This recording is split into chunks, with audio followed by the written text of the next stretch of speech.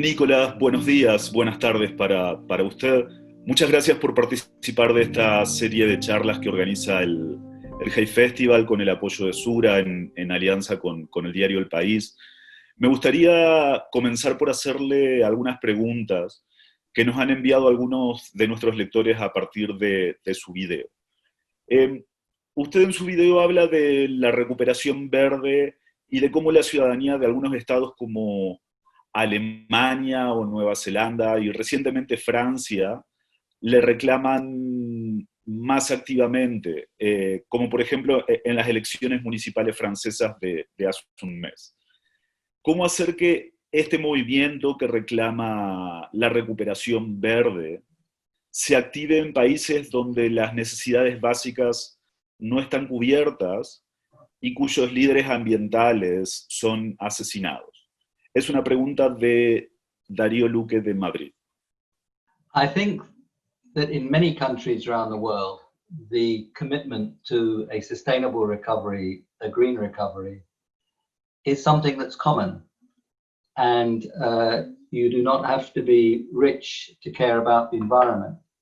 And many people in very poor countries understand even more deeply how their well-being, their health, their economic activity is dependent on the environment, whether it's through forests and water supply and biodiversity, or through the weather and their farming and so on.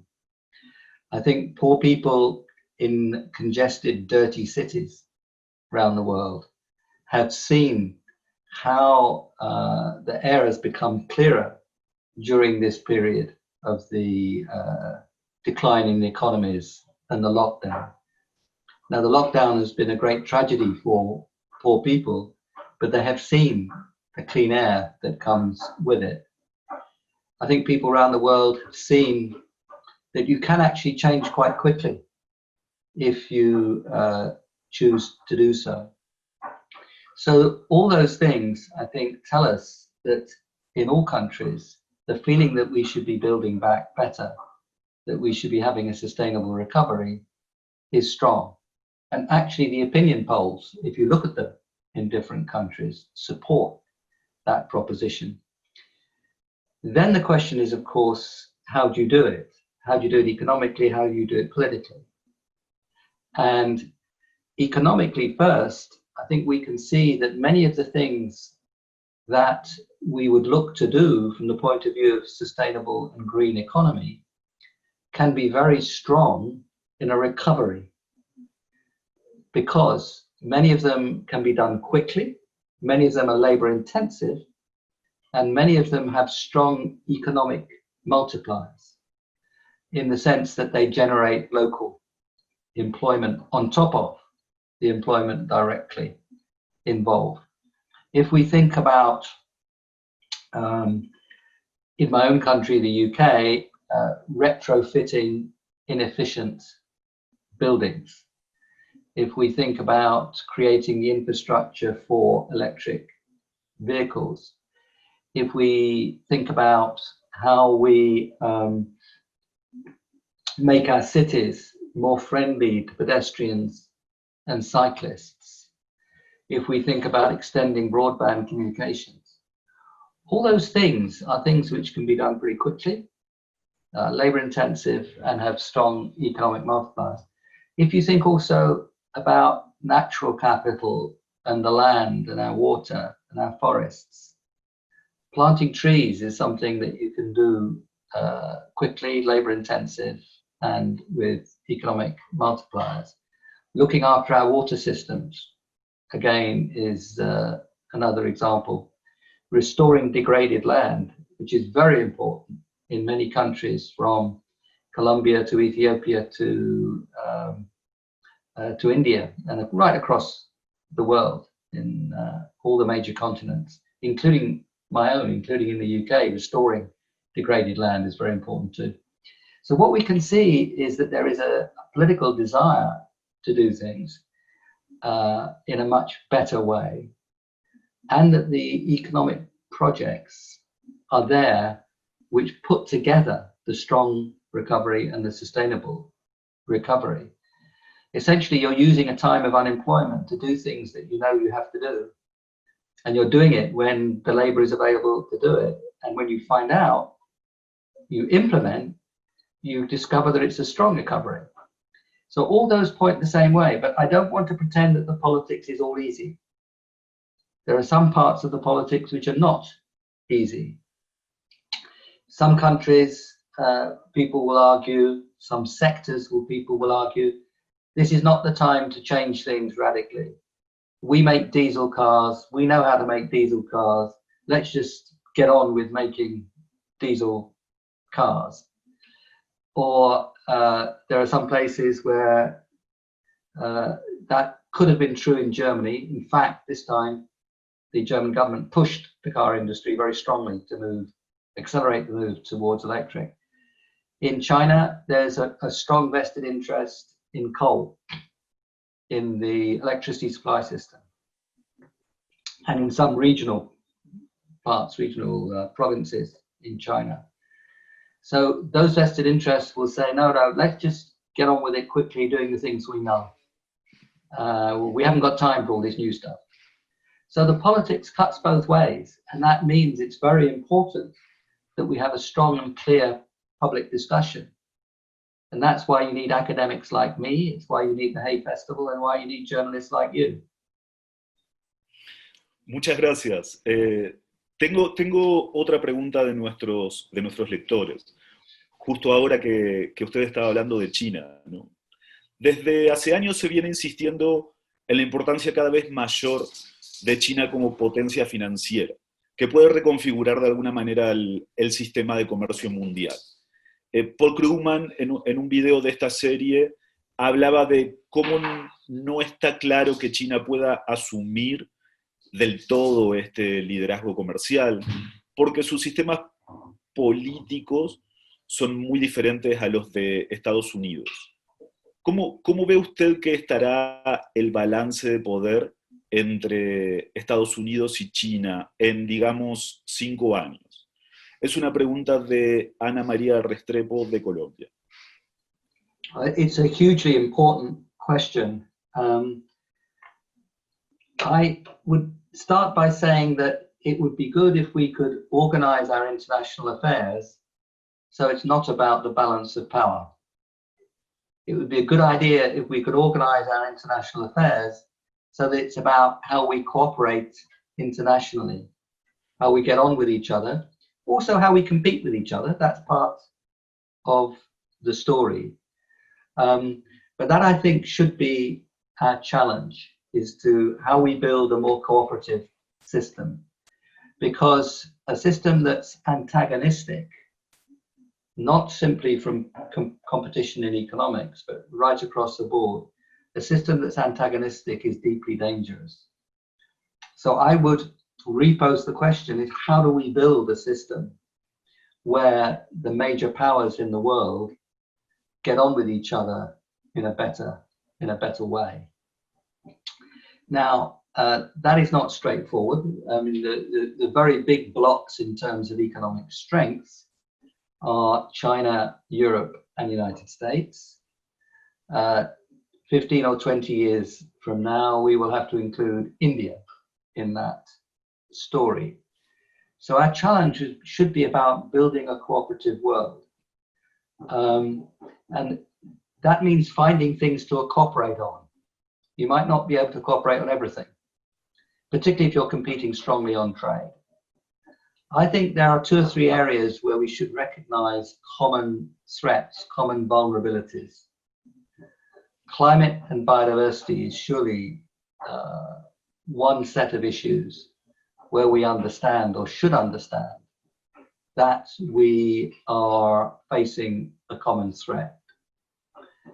COVID, pandemics is a second area where we should recognize we're facing a common threat.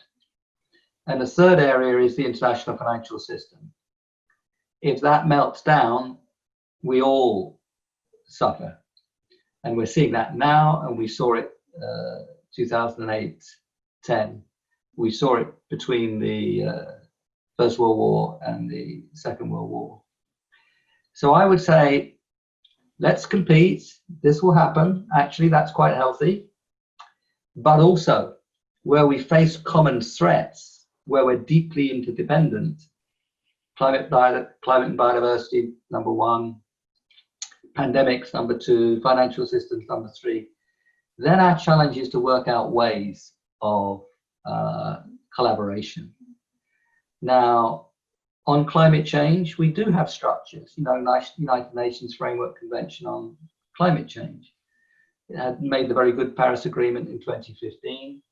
Next year, we have COP26 of the United Nations Framework Convention on Climate Change in the UK, in Glasgow. In the same year, China has what's called COP15. The COP is Conference of the Parties on biodiversity in China. And so there could be, as it were, a commonality around that.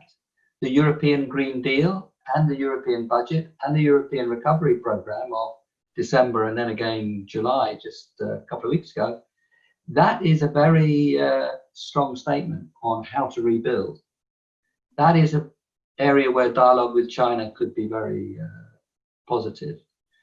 We should be investing in the WHO and our International World Health Organization. I hope we can find ways to do that. We should be investing in shared vaccines for COVID and shared treatments. And similarly, we have an international financial system and we should be investing more in that. So I hope that Europe will press strongly on cooperation on all those three areas. Now, we don't know what will happen in the United States. I think it's fair to say that the current occupant of the White House is not very interested in internationalism. I think that's what the British call understatement. And at the same time, we know he won't be there forever. And who knows, it may be sooner rather than later. We have to wait and see. But I think it's the right thing to do now is to pursue the internationalism, the countries that want to do that, which I think is many countries, many parts of Latin America, not all of it at the moment. And we know that Brazil may not be particularly keen on a very internationalist approach at this time. But there are many countries who are, and I think we should get on with it. If the question, lastly, if the question is narrowly, will the Chinese economy grow faster than the American? The answer is yes. And it won't be long before the Chinese economy is unambiguously bigger than the US economy. But there are 4 times as many people in China as there are in the United States. So it'll be a very long time before China's output per capita is approaching the United States or Europe. But if the question is, when will China's economy be bigger than the US economy? That's a very narrow version of the question. But if that's the question, the answer is quite soon, next few years. Ya. Una de las cosas que a mí me gusta que usted dice en el video es que esta crisis generada por el coronavirus ha demostrado que una mayor comprensión de la ciencia permite gestionar también con mayor eficacia situaciones como la crisis climática. Pero la crisis ha demostrado también el profundo problema que tenemos con la desinformación, incluso en los países más desarrollados. Algunos países de Europa, por ejemplo, están entre los que tienen menores índices de vacunación en el mundo. ¿Cree que este problema puede afectar la aplicación de soluciones colectivas a la crisis? The question of people's attitude to science and people's attitude to what institutions and governments say, not the same thing, but they're related, I think is enormously important. And I think that science communication is something that matters enormously. And ability to communicate science is extraordinarily important. Now, in the UK, we have Sir David Attenborough, who is brilliant at communicating about nature, climate, biodiversity. He's not a scientist really, although he knows quite a bit about science. Pope Francis has been communicating very well on a lot of the issues around environment, particularly Laudato Si and the encyclical on the environment. And he speaks in very simple, direct language that if we destroy creation, then creation will destroy us. Now that's a very direct, clear statement. Now, I'm an academic who has problems with the idea of creation, but that's not the point. The point is that the statement is actually very clear and logical, and people can understand what it means. Those are two very different examples of non-scientists communicating about science. But I think the scientists themselves have to get much better at communicating about science. That's about the content, yeah? And the ability to relate the content to ideas that people understand. Good journalists are critical here as well. But there's another part of the story of communication on science, which is about showing vested interests. And a lot of the communication around climate, the misinformation, the destructive information, the information that tried to create confusion was from the fossil fuel companies or financed by the fossil fuel companies. So a second aspect of this challenge, and here journalists are very important, is to show who it is. Who is it that is making these statements which are not true? Who is it? Where does the money come from? Why are they doing it? And that's also something that is very important. Thirdly is the education system itself. You know, the more people are taught science well at school, I think the better it is. So that's communication about science. I think actually part of that journalism is to make social media more responsible for content. And that is something, you know, they are publishers now. They may not have thought of themselves as publishers 15 years ago, but they are now. And that, I think, is something that's extremely important as well. And that will be a legal issue in many countries. So that's what we can do about science and the communication of science. I mean, there's much more to say, but those are some examples. I think in the politics, it's a question of the behavior of institutions and politicians, and whether you have institutions that people trust and people that you trust. Now, the National Institute of Health in the United States is quite well respected. And Anthony Fauci is quite well respected as the head of the part of the National Institute of Health dealing with infectious diseases. So giving the airtime to those people and those people making sure that they get out there and talk is a very important part of the process. When they do talk, it's very important to be clear about what we know and what we don't know, and what we're uncertain about and what we're not uncertain about. And then to make policy in a way that says, as we find out more, this is how we will change what we do. So you have to be predictably flexible, because the way some people have lost trust around this COVID is to look as if they have no strategy, to look as if they keep changing their mind. But if you explain that we're going to learn, there'll be a learning process, and as we learn, this is how we will use what we learn. So that, I think, is very important as well. It's about how science and policymakers explain how to deal with uncertainty and how to deal with learning. So I think there's a tremendous challenge here, but I think we can see some of the things that we have to do, and I tried to describe some of them. Nicolás, tengo otra pregunta de uno de nuestros lectores. Hace unos días la OMS dijo que la pandemia quizás nunca tendría una solución definitiva. Si ese fuera el caso, ¿cómo se imagina usted el mundo en 5 años? Es una pregunta de Cintia Navas de Ciudad de México.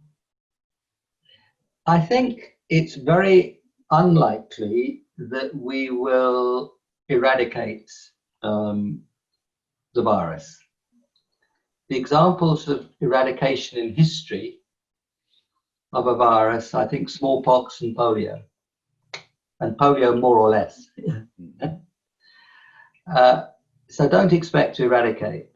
So it's about management and minimization, keeping it as low as we can and managing the health threat.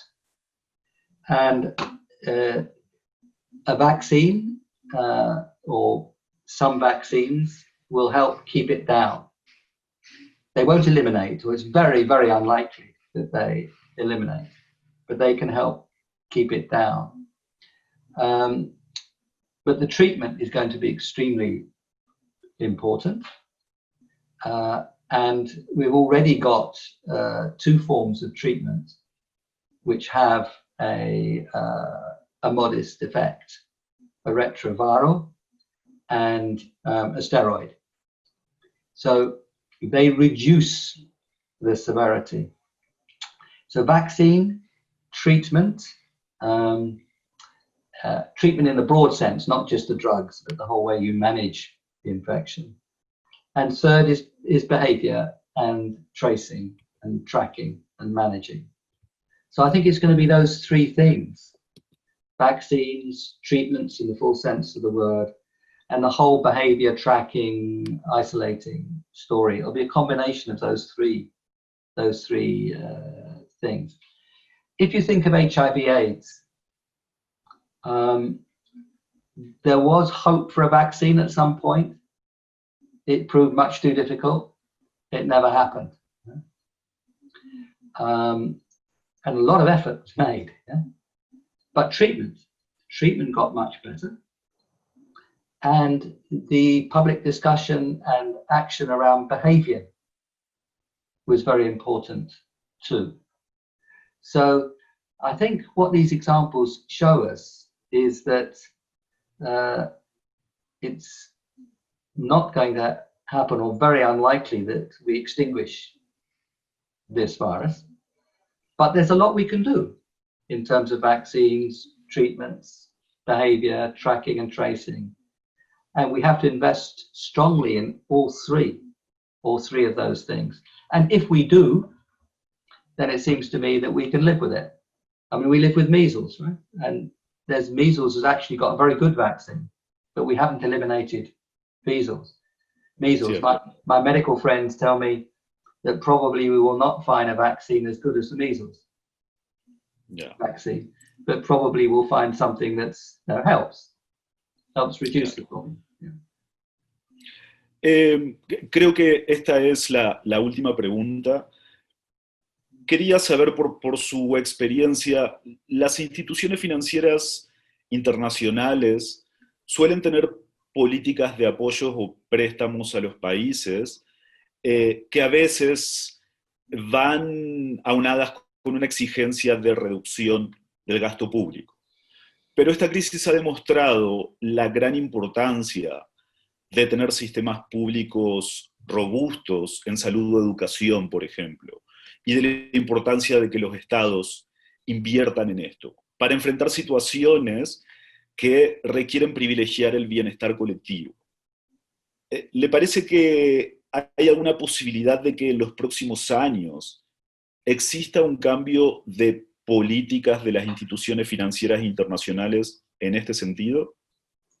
The answer is, I hope so. Yes, I hope so.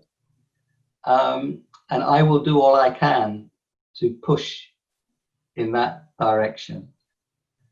the one thing we can say with a lot of confidence is that the world will suffer from unemployment of a very severe kind around the world for the next few years. I don't know how many years a few is, but it's a lot more than one. Yeah? And we have to find a way of expanding demand in the world. Now, if you can borrow in your own currency, as United States or the UK or China or Europe as a whole, in the euro, if you can borrow in your own currency, you can run big deficits and pay back later, or actually not pay back later, but grow out of it so that your debt, the GDP ratio goes down through growth of GDP. But if you cannot borrow in your own country, in your own currency, and that's true of many countries in the world, life is much more difficult. So we have to expand the lending capacity of our international institutions and stay away from austerity for a few years. Now, the international financial institutions are lending much more now, and they should. They should. We should see the IMF release the $500 billion of special drawing rights that it could, in principle, release. But the ability to lend at a much bigger scale must come from a decision of the shareholders that they can do that. And that decision is crucial. We need it soon. And when we make it, we will be able to say, these are the kinds of policies that we want to support. And investing in health and education, I hope, will be a big part of that. But so too, investing in a sustainable recovery, investing in clean cities where we can move and breathe, investing in ecosystems which are productive and robust and fruitful. Those are the kind of investments that we need to make. Investing in energy systems which do not pollute the air immediately through the burning of fossil fuels and destroy the climate and environment for our children. Those are the kinds of things that we urgently need to invest in. Now, I've lived inside a finance ministry in the UK. I was chief economist at the World Bank and the EBRD. You've got to spend carefully and well, but you've got to give yourself the space to invest in the productive assets, which are health and education and energy and clean energy and so on. You've got to give yourself the space to do that now. And that means that we have to have an international financial system which has got a major expansion in its ability to lend and clear ideas on investments. So it's a big challenge. I'm not predicting it will happen, but I'm predicting that I and other people will work hard to try and make it happen. Nicolás, muchísimas gracias por participar de esta conversación y por responder las preguntas de nuestros lectores. It's a pleasure to talk to you, Eliezer. A pleasure. Thank you.